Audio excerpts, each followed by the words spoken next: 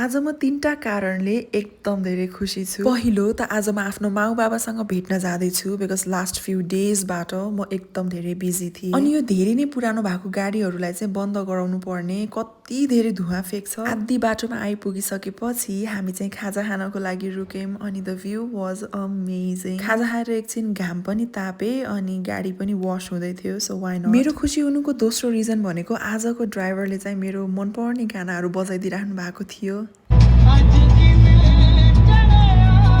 अनि last but not list मेरो third खुसी हुनुको रिजन भनेको म ड्राइभरको साइडको सिटमा थिएँ अनि यो ड्राइभरको सँगैको सिटमा बस्नु पाउँदा त आमा कस्तो भिआइपी फिल हुने के। फाइनली आई हेभ रिच्ड मेरो होम अनि आउने बित्तिकै भोक लागेको थियो, so we had delicious lunch made by मामु। फेरि छोरी आउने खुसीमा she made a healthy version of दालको पकौडा अनि मैले यो नेपाली फ्ल्याग लिटरली 2 इयर्सदेखि आई वाज सर्चिङ। फाइनली यसपालि काठमाडौँमा बसन्तपुरमा पाएँ अनि चिया खाएँ। बेलुका जिब्रो लाटो भएर आई वेन्ट टु ह्याभ चटपटे अनि पानीपुरी। यसरी बित्यो आजको दिन।